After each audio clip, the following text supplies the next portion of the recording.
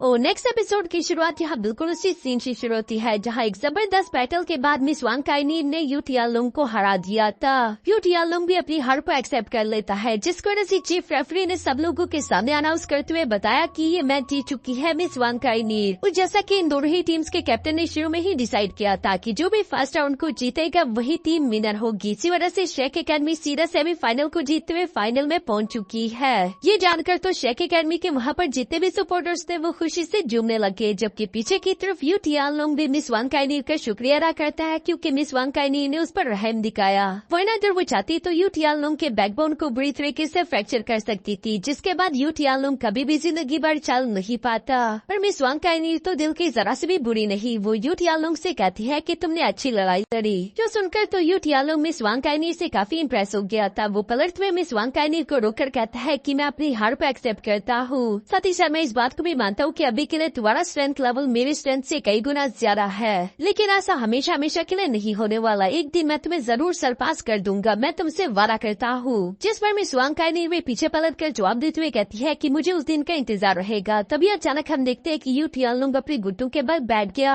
जहाँ वो मिस वांग काइनी से कहता है कि मैच शुरू होने से पहले मैंने तुमसे प्रॉमिस किया था, इसलिए अगले 3 साल तक मैं लगातार तुम्हारा बॉडीगार्ड बनकर रहूंगा। ये सुनकर तो सब लोग ही शौक हो गए थे, जबकि दूसरी तरफ मिस वांग काइनी यू टियालुंग को जवाब देते हुए कहती है कि इसकी कोई जरूरत नहीं, लेकिन दूसरी तरफ यू टियालुंग की आंखों में ये बात साफ साफ दिखाई दे रही थी कि वो इस बात को मीन करता है, वो अपने वादों को हमेशा पूरा करता था। पीछे की तरफ दूसरी तरफ शेख एकेडमी अपनी इस जीत को लेकर काफी ज्यादा खुश दिखाई दे रहे थे। ऊपर से मिस ऑरेंज भी क्राउन प्रिंस की तरफ देखते हुए बताती है कि ऐसा लगता है कि मिस वांग काइनी इस पूरे की पूरे सोल फाइटिंग कंपटीशन के सबसे पावरफुल वॉरियर है। जिस पर क्राउन प्रिंस तो कोई जवाब नहीं देता, लेकिन वो अपने पास बैठे हुए होली स्पिरिट चर्च के लीडर से कहता है अगला मैच होली स्पिरिट चर्च और टांगसेट के दरमियान होने वाला है, उम्मीद करता हूँ कि तुम मुझे निराश नहीं करोगे। जिस पर दूसरी तरफ होली स्पिरिट चर्च का लीडर भी जवाब देते हुए कहता है कि यू एंड मेजेस्टी आप बिल्कुल फिक्र मत करें, इस बार का ये मैच इतना खास होगा कि टांगसेट इसे कभी बुला नहीं पाएगी। दूसरी तरफ नीचे अरीना में हम देखते हैं कि चीफ रेफरी ने भी टांगसेट और होली स्पिरिट चर्च दोनों को अरीना की तरफ इन्वाइट कर लिया, जहाँ पर होली स्पिरिट चर्च का लीडर अपने साथियों से कह रहा था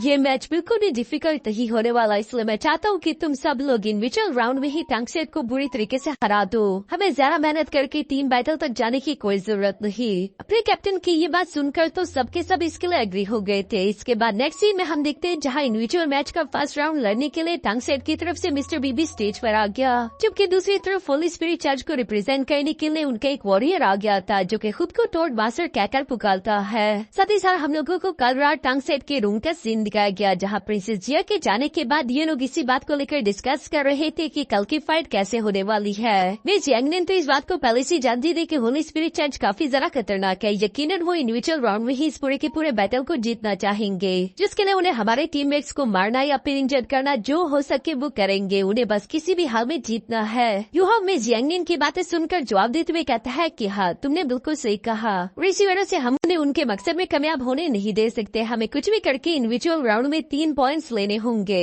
ताकि हम इंडिविजुअल मैच को ड्रा करते हुए टीम बैटल में जा सके। इस तरह से हम लोग अपने दोस्तों को इंजर होने या फिर मरने से बचा सकते हैं। मिस्टर बीबी भी इन दोनों की बातें सुन रहा था, इसलिए वो फौरन आगे की तरफ बढ़ते हुए यहाँ यूहा से कहता है कि कल के फर्स्ट इंडिविजुअल राउंड में मैं बैटल करने के लिए जाना चाहता हूँ और मुझ पर भरोसा रखो, अपनी टीम के लिए मैं 3 पॉइंट्स लेकर ही आऊंगा। जिसके बाद सीन शिफ्ट होकर वापस से प्रेजेंट में आ गया और हम देखते हैं कि अरीना में मौजूद मिस्टर बीबी ने अपने थंडर पावर अनलीश करना शुरू कर दी। सामने की तरफ होली स्पिरिट चर्च का टोड मास्टर भी पूरी तरीके से तैयार हो गया था। तभी अचानक चीफ रेफरी इन दोनों की फाइट को शुरू करवा देता है, जहाँ ये दोनों तेजी के साथ एक दूसरे की तरफ बढ़ते हुए एक दूसरे से टकराना शुरू हो गए। दूसरी तरफ ऊपर डाई हुआ बिन शेख कहने के बाकी के सारे डिसाइपल इस फाइट को होता हुआ देख रहे थे और वो अपने मन में कहते हैं कि होली स्पिरिट चर्च वाले काफी ज्यादा टेरिफाइंग है। उन्होंने प्रीवियस मैचेस में बहुत ही बेरहमी के साथ कई सारे डिसाइपल को जान से मारा और कई सारों को इंजर्ड कर दिया। निंग जियान भी बताता है कि पिछली बार तो होली स्पिरिट चर्च के कैप्टन ने स्टार हुआ नेशनल एकेडमी के 4 डिसाइपल को ऑलमोस्ट जान से मार ही दिया था। वो तो प्रिंसेस जियान ने वक्त रहती मैच को रुकवा कर हार मान ली, नहीं तो उनका अंजाम बिल्कुल भी अच्छा नहीं होता। पता नहीं इस बार मिस्टर बीबी के साथ क्या होने वाला है। जहाँ सब लोग मिस्टर बीबी के लिए परेशान हो रहे थे, दूसरी तरफ हम लोग हेमली ड्रैगन गेट टीम के लीडर यू टियालुंग को भी देखते हैं, जहाँ वो मिस्टर बीबी को काफी गौर से देखते हुए कह रहा था कि ये टांगसेट का कैप्टन है ना, मैंने सुना था कि इसके पास भी ब्लू इलेक्ट्रिक टायनासोरस रेक्स की मार्शल सोल है। यहाँ उसके इसी सवाल के साथ सीन शिफ्ट होकर वापस से अरीना में आ गया, जहाँ पर हम देखते हैं कि मिस्टर बीबी और टोड मास्टर के दरमियान जबरदस्त फाइट हो रही थी। अचानक हम देखते हैं कि टोड मास्टर मास्टर ने अपनी जुबान को तेजी के साथ निकालते हुए मिस्टर बीबी पर हमला बोल दिया, जिससे मिस्टर बीबी नीचे की तरफ झुकते हुए डॉज करके फौरन से साइड पर हट जाते हैं और हमें देखने को मिलता है कि उस टोड मास्टर की जबान तो काफी ज्यादा स्ट्रॉन्ग थी। वो ईवल्स की तरह मिस्टर बीबी पर हंसते हुए अपने ट्रू फॉर्म में आना शुरू हो गया, जहाँ पर हम देखते हैं कि वो काफी ज्यादा खतरनाक बीस्ट में ट्रांसफॉर्म हो जाता है। ये ट्रांसफॉर्मेशन काफी ज्यादा डिस्कस्टिंग लग रही थी। वन के कई सारे लोग तो ये देखकर उल्टी करने लगे और हैरान होते हुए कह रहे थे कि आखिर ये किस तरह का मॉन्स्टर है, जिस पर दूसरी तरफ यूहो की भी नजर पड़ गई थी और वो सरप्राइज होते हुए कहता है कि ये तो ब्रेन ईटिंग मॉन्स्टर है, जिसके जबान का अटैक इतना ज्यादा खतरनाक होता है कि वो किसी की भी बॉडी के आर पार चला जाए और इससे ब्रेन खाने में बहुत ही मजा आता है। यहाँ टोड मास्टर को अपने मॉन्स्टर फॉर्म में आता हुआ देखकर होली स्पिरिट चर्च के लोग तो काफी ज्यादा खुश होते हुए चैन से बैठ गए और दूसरी तरफ हम देखते हैं कि टोड मास्टर ने भी तीसी के साथ मिस्टर बीबी पर अटैक्स करना शुरू कर दिए थे, जिससे मिस्टर बीबी डॉज करने के लिए तीसी के साथ भाग रहा था। साथ ही साथ वो स्टंग अटैक को डॉज करने के लिए अपने सामने शील्ड बनाने की भी कोशिश करता है, लेकिन इसका कोई फायदा नहीं हुआ क्योंकि टोड मास्टर की जबान काफी लचीली और तेज थी, जो कि तीसी के साथ मूव करते फौरन से यहाँ मिस्टर बीबी को जगा लेती है। साथ ही साथ टोड मास्टर यहाँ पर धीरे धीरे मिस्टर बीबी को हवा में उठाते हुए कह रहा था कि यकीनन तुम्हारा ब्रेन काफी ज्यादा डिलीशियस होगा। जो कहते ही टोड मास्टर ने फौरन से अपनी जबान का इस्तेमाल करते हुए मिस्टर बीबी के माथे पर हमला कर दिया। ये देखकर उसके दोस्तों काफी घबरा चुके थे, लेकिन तभी अचानक अरीना में हमें देखने को मिलता है कि टोड मास्टर की जबान यहाँ पर मिस्टर बीबी के दिमाग को पेनिट्रेट नहीं कर पाई, बल्कि वो हवा में ही रुक चुकी थी क्योंकि मिस्टर बीबी की म्यूटेटेड मार्शल सोल अवेकनिंग होने वाली थी। असल में मिस्टर बीबी को एल्डर मून ने बताया था ये तुम मेरे पोते हो, इसी वजह से तुम्हारे पास एक म्यूटेटेड मार्शल सोल है। पहले तो मिस्टर बीबी सिर्फ blue electric tyrannosaurus rex dragon martial soul का इस्तेमाल करता था, लेकिन अब उसने अपने holy light dragon blood line की पावर भी एक्टिवेट कर ली थी, जिस वजह से उसकी मार्शल सोल का कलर चेंज हो जाता है। साथ ही साथ बाहर की तरफ उसकी लाइटनिंग भी अब गोल्डन कलर की हो चुकी थी, जो कि इतनी ज्यादा खतरनाक है कि यहाँ उस टोड मास्टर को लगातार बिजली के झटके पड़ रहे थे और वो खुद को कंट्रोल नहीं कर पा रहा। दूसरी तरफ मिस्टर बीबी ने अपने ट्रांसफॉर्म मार्शल सोल की एक स्पेशल टेक्निक का इस्तेमाल करना शुरू कर दिया, जिससे वो dragon emperor evil break technique का नाम देता है, जिसमें मिस्टर बीबी ने अपने ट्रांसफॉर्म मार्शल सोल का इस्तेमाल करते हुए तीसी के साथ टोड मास्टर पर एक बहुत ही पावरफुल अटैक चल दिया था, जिस अटैक के बाद बेशक ही टोड मास्टर का खड़ा होना नामुमकिन है, लेकिन दूसरी तरफ हम देखते हैं कि मिस्टर बीबी ने काफी कूल तरीके से उसकी जबान भी पकड़ ली थी, जहाँ वो टोड मास्टर से कहता है कि तुम इस खेल का इस्तेमाल करते हो लोगों को मारने के लिए, तुम्हें इस गुनाह की सजा तो मिल ही चाहिए। और ये कहते मिस्टर बीबी ने उसकी जुबान उखाड़ दी, जो देखकर तो सब लोग ही शौक हो जाते हैं। प्रिंसेस जिया के चेहरे पर एक स्माइल आ गई थी क्योंकि होली स्पिरिट चर्च के लोगों ने उन पर भी बिल्कुल रहम नहीं किया था। दूसरी तरफ नीचे अरीना में यहाँ टोड मास्टर को हराने के बाद मिस्टर बीबी उसकी जुबान को गिराते हुए कहता है कि एज अ कंटेस्टेंट मैं तुम्हारी जान तो नहीं लूंगा, लेकिन तुम लोगों ने जो गुनाह किया है तुम्हें उनकी सजा जरूर मिलेगी। ऊपर की तरफ होली स्पिरिट चर्च का लीडर यहाँ पर ये सब देखकर काफी ज्यादा हैरान था। उसे यकीन नहीं आ रहा था कि मिस्टर बीबी एल्डर मू का पोता है, जिसमें एल्डर मू की मार्शल सोल पास आउट हो गई है। दूसरी तरफ हेवनली ड्रैगन गेट टीम का यू टियालोंग भी मिस्टर बीबी के इस म्यूटेटेड मार्शल सोल को देखकर काफी ज्यादा सरप्राइज था। तभी अचानक चीफ रेफरिंग यहाँ फर्स्ट इंडिविजुअल मैच का विनर मिस्टर बीबी को डिक्लेयर कर देता है, जिस पर तो टंगसेट की टीम और उनके सपोर्टर्स खुश होने लगे, जबकि दूसरी तरफ होली स्पिरिट चर्च के लोगों को गुस्सा आ रहा था। ऊपर मौजूद ऑडियंस यहाँ पर मिस्टर बीबी को चेयर अप करते हुए कह रही थी कि अब तक शायद इस मास्टर ने अपनी सारी पावर दिखाई ही नहीं थी। ऐसा लगता है कि इस ड्रैगन मास्टर में और भी कई सारी काबिलियत है। तभी अचानक हम देखते हैं कि यहाँ पर होली स्पिरिट चर्च का सेकंड वॉरियर अरीना में फाइट करने के लिए आ गया, जो कि चीफ रेफरी के स्टार्ट कहती है अपना नाम बताता है कि मैं हूँ वांग जियाओली। साथ ही साथ उसने फौरन से अपने डेथ व्हिप का इस्तेमाल करते हुए सामने की तरफ मौजूद मिस्टर बीबी पर हमला कर दिया, जिससे पहले से ही वांग जियाओली के मिनियन घेर चुके थे। मिस्टर बीबी इस बैकबोन से बने हुए व्हिप को अपनी तरफ बढ़ता हुआ देखकर फौरन अपनी लाइटनिंग पावर का इस्तेमाल करते हैं, जिसका इस्तेमाल करते हुए खुद को उन मिनियन से वो आजाद करा चुका। साथ ही साथ मिस्टर बीबी ने एक बार फिर से अपनी उसी technique dragon emperor break the evil का इस्तेमाल करते हुए सामने की तरफ मौजूद वांग जियाओली पर हमला बोल दिया, जो कि यकीनन काफी पावरफुल अटैक था। जियाओली भी इस बात को अच्छे से जानता है, इसलिए उसने अपने सारे के सारे मिनियन खुद के सामने शील्ड की तरह इस्तेमाल करने की कोशिश करी, लेकिन इसका ज्यादा फायदा नहीं हुआ क्योंकि वो अटैक यहाँ उन मिनियंस के आर पार होते हुए जियाओली को भी हिट करके पीछे की तरफ पटक देता है, जो देखकर मिस्टर बीबी ने एक बार फिर से अपने थंडर पंच को रेडी कर लिया था और वो तेजी के साथ वांग जियाओली की तरफ बढ़ने लगा। तभी अचानक हम देखते हैं कि वांग जियाओली अपनी व्हिप को तेजी के साथ गोल गोल घुमाते वहाँ पर सी ऑफ ईवल क्रिएट कर लेता है, जिस टेक्निक की वजह से अरीना में चारों तरफ ईवल एनर्जी का एक फील्ड बन चुका था। मिस्टर बीबी उसके बीच में मौजूद है। दूसरी तरफ बाहर यूहाओ ये देखकर परेशान होते हुए कहता है कि ये अच्छा नहीं हुआ क्योंकि इस ईवल एनर्जी के फील्ड के अंदर वांग जियाओली की पावर अचानक से बूस्ट होकर बढ़ चुकी है। मिस्टर बीबी भी ये देखकर थोड़ा सा परेशान हो गया था क्योंकि वांग जियाओली वहाँ पर कई सारे स्केलेटन्स को इकट्ठा करते हुए एक साथ मिस्टर बीबी पर हमला करते हुए उसे चारों तरफ से जकड़ लेता है। साथ ही साथ हम देखते हैं कि उसने अपने डेथ व्हिप को साइज में काफी ज्यादा बड़ा कर दिया था और वो इसका इस्तेमाल करते हुए तेजी के साथ मिस्टर बीबी पर हमला कर चुका, जिस सिग्नेट को अपनी तरफ बढ़ता हुआ देखकर दूसरी तरफ मिस्टर बीबी भी मजबूरन अपनी सिक्स्थ मार्शल सोल टेक्निक का इस्तेमाल करता है,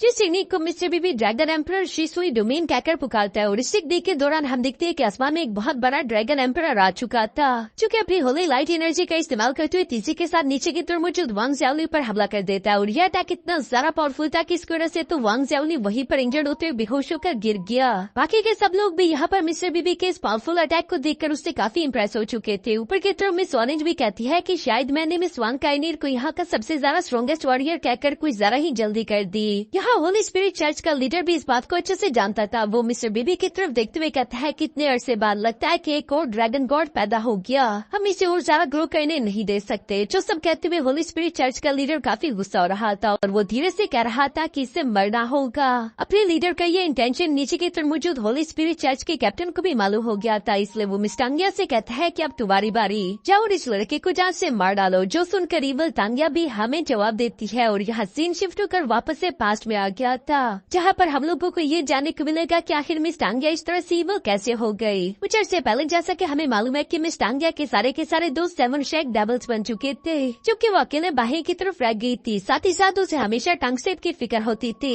इसलिए वो मिस्टर बीबी के लिए एक लेटर छोड़ते हुए शेक एकेडमी को छोड़कर चली गई थी ताकि वो अपने टंगसेप को दोबारा से रिवाइव कर सके और साथ ही साथ अपने पुराने दुश्मनों से बदला भी ले सके। ये सब करने के लिए हम देखते हैं कि मिस टांगिया सबसे पहले आयरन ब्लड सेक्ट आ चुकी थी, जहाँ का एक मास्टर अपने डिसाइपल्स को फायर ट्रेनिंग करा रहा था। तभी अचानक उसकी नजर यहाँ मिस टांगिया पर पड़ गई, जो कि उसे एक मामूली लड़की लग रही थी, इसलिए वो अपने एक डिसाइपल को टांगिया की तरफ भेजता है, जहाँ वो डिसाइपल मिस टांगिया की तरफ आते हुए कह रहा था कि आखिर कौन हो तुम, जो कि बिना पूछे इसी तरह हमारे आयरन ब्लड सेट के अंदर घुसी चली आई, क्या तुम मरना चाहती हो? जिस पर मिस टांगिया जवाब देते हुए कहती है कि मैं तुम लोगों से पुराना हिसाब लेने के लिए आई हूँ। ये सुनकर तो वो वॉरियर समझ जाता है कि इसके इरादे अच्छे नहीं, इसलिए वो फौरन टांगिया को मारने के लिए आगे की तरफ जंप कर चुका, जहाँ उसके साथ एक और साथी भी मौजूद था। ये देखकर मिस टांगिया ने फौरन अपनी ब्लू सिल्वर ग्रास की मार्शल सोल एक्टिवेट कर ली, जिसके टेंटिकल का इस्तेमाल करते हुए उन दोनों डिसाइपल्स को जगड़ते हुए हवा में लटका देती है। साथ ही साथ वो धीरे से उनका गला भी घोट रही थी। ये देखकर उनका लीडर यहाँ पर मिस टांगिया से कहता है कि आखिर तुम ये सब क्या कर रही हो, अभी के अभी मेरे डिसाइपल्स को जाने दो, नहीं तो ये तुम्हारे लिए अच्छा नहीं होगा। जो सुनकर मिस टांगिया उन दोनों ही डिसाइपल्स को यहाँ एक दीवार पर दे मारती है। उस मास्टर को तो टांगिया की ये हरकत देखकर कुछ भी समझ नहीं आ रहा था, इसलिए वो उससे सवाल करते हुए कहता है कि आखिर तुम्हारा नाम क्या है और तुम्हें हमसे क्या चाहिए। लेकिन मिस टांगिया तो उसे अच्छे से जानती थी। वो उससे कहती है कि तुम टाई टैंग हो ना, तुम्हारे फादर टाइली ने हमारे टेंसेट के डिक्लाइन का फायदा उठाते हुए हमारे साइट पर कब्जा कर लिया था, जो सब कुछ उसने धोखे से किया था और आज मैं वापस आई हूँ जो कुछ मैंने खोया है वो सब हासिल करने के लिए। यहाँ इस वक्त मिस टांगिया काफी ज्यादा गुस्से में लग रही थी, जो कि अपने ब्लू सिल्वर ग्रास के टेंटिकल्स का इस्तेमाल करते हुए फौरन से सामने की तरफ मौजूद और भी कई सारे डिसाइपल्स पर हमला करते उनकी जान ले लेती है। जो सब देखकर सामने की तरफ मुझे और टाइटैंग को भी अब काफी ज्यादा गुस्सा आ गया था। वो फौरन से अपनी पावर्स एक्टिवेट करते हुए तीसरे के साथ मिस टांगिया की तरफ बढ़ने लगा ताकि वो उसे जान से मार सके। लेकिन यहाँ इस वक्त मिस टांगिया ने अपने ब्लू सिल्वर ग्रास के इतने सारे टेंटिकल्स चारों तरफ फैलाकर उसे घेर लिया था कि वो यहाँ से आगे बढ़ ही नहीं पा रहा। इसलिए मजबूरन टाइटैंग को अपनी fourth martial soul skills iron blood claw को एक्टिवेट करना पड़ा, जिसका इस्तेमाल करते हुए उसके कुछ टेंटिकल्स को खारता हुआ आगे की तरफ बढ़ने की कोशिश करता है। इवन कि उसने तेजी के साथ जंप करते हुए मिस टांगिया पर भी अपने क्लॉ से अटैक करने की कोशिश करी, लेकिन दूसरी तरफ मिस टांगिया उसके अटैक को आसानी के साथ डॉज करते हुए फौरन से पीछे की तरफ हट जाती है। इसके बाद इन दोनों के दरमियान कुछ देर के लिए फाइट शुरू हो गई, जहाँ पर फाइट करते हुए हम देखते हैं कि मिस टांगिया धीरे धीरे करके वहाँ पर कुछ ब्लू ऑर्ब्स फैला रही थी, जो कि असल में एक जाल था, क्योंकि जैसे ही टाइटैंग उस ब्लू ऑर्ब के पास गया तभी अचानक उसके अंदर से टेंटिकल्स निकलकर उसे जगह लेते हैं। और मिस टांगिया का भी यहाँ पर काम पूरा हो चुका था, जहाँ पर वो बहुत ही बेरहमी के साथ अपने कुछ टेंटिकल्स को टाइटैंग की बॉडी के आर पार कर देती है। दूसरी तरफ टाइटैंग इस दर्द की वजह से जोरों के साथ चीखने लगा, जबकि साथ ही साथ हम देखते हैं कि मिस टांगिया को ये सब अब काफी अच्छा लग रहा था। उसकी आंखें गुस्से से लाल हो चुकी थी, उसकी बॉडी के आसपास इवल एनर्जी फैल चुकी है, साथ ही साथ वो पहले से भी काफी ज्यादा खूंखार और खतरनाक हो चुकी है। वो इसे खूंखार आवाज में सामने की तरफ देखते हुए कहती है कि टाइली आखिरकार तुम बाहर आ ही गए, जो कहती सीन शिफ्ट होकर सामने की तरफ आ गया था और हमें वहाँ पर एक आदमी अपने कुछ साथियों के साथ दिखाई देता है, जो कि टाइटैंग की ये दर्द भरी आवाजें सुनकर बाहर आया था। यही है वो आदमी जिससे मिस टांगिया अपना बदला लेना चाहती थी। दूसरी तरफ टाइटैंग तो इसका बेटा था, जो कि अपने फादर को देखकर कहता है कि फादर प्लीज मुझे बचा लीजिए। जहाँ अपने बेटे को तकलीफ में आखिरी सांसें लेता हुआ देखकर टाइली गुस्सा हुए कहता है कि क्या तुम मरना चाहती हो, जो तुमने मेरे बेटे को इस तरह से चोट पहुँचाने की हिम्मत करी। मैं तुमसे कह रहा हूँ मेरे बेटे को जाने दो, अगर तुमने उसे और जरा सी भी तकलीफ पहुँचाई तो मैं तुमसे वादा करता हूँ कि मैं तुम्हें मारूंगा नहीं। नहीं बल्कि इतनी तकलीफ पहुंचाऊंगा कि तुम मौत की भीख मांगोगी। जो बातें सुनकर तो सामने की तरफ पहले ही सटकाई हुई टांगिया कहती है कि क्या तुम मुझे धमकी दे रहे हो।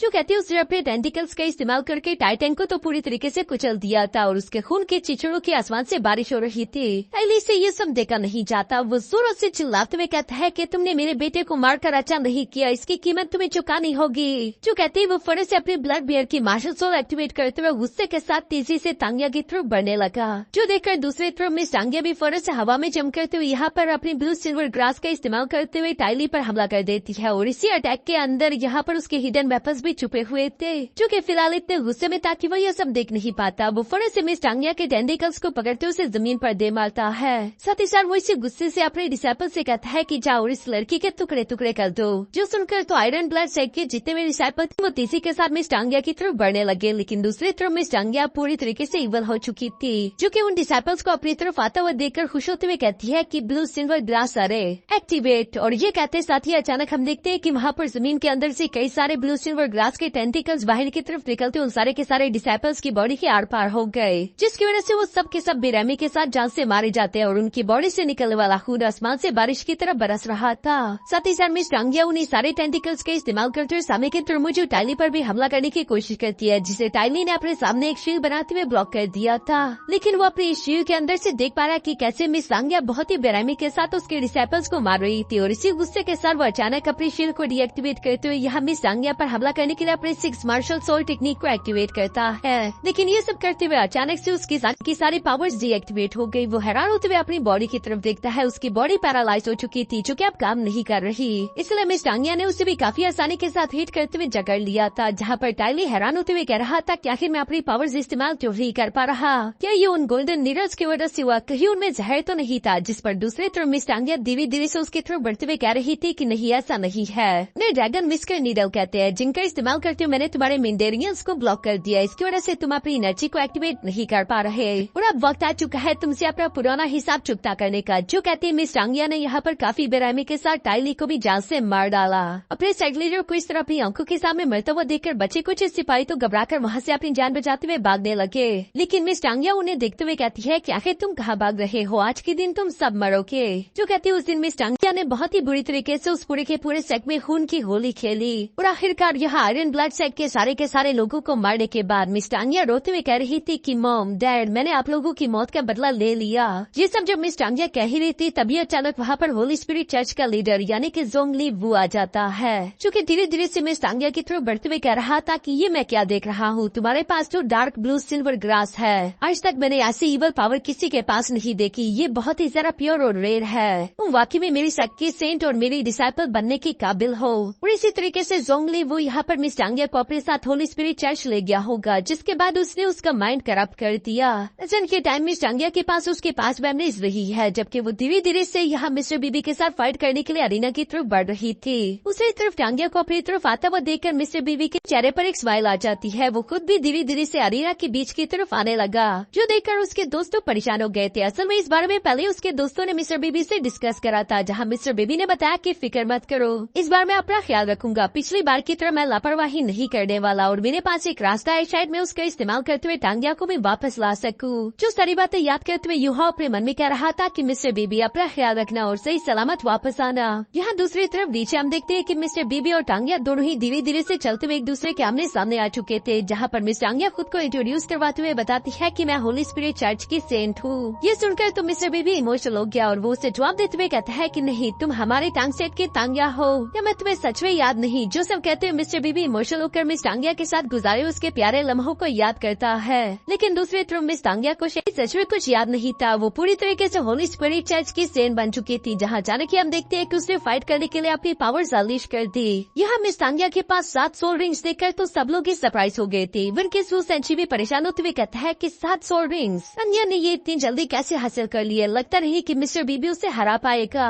और इसी सस्पेंस के साथ हमारा आज का ये एपिसोड यहीं पर खत्म हो जाता है।